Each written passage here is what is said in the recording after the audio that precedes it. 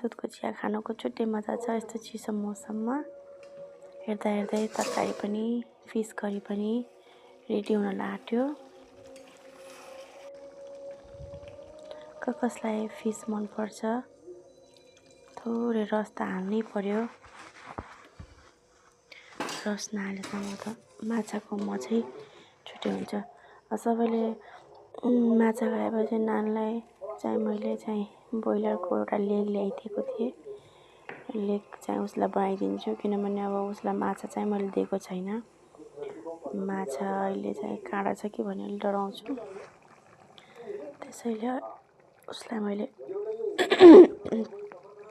Leg नै तयार पारिदिन लागेको छु। थोरै सनफ्लावरको तेलमा उसलाई मैले अलग्गै नै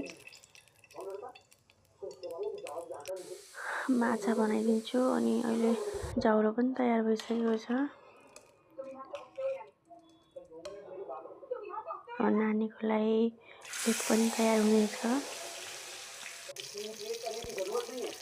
उसलाई चाहिँ एकदम मनपर्छ लेग भनेपछि।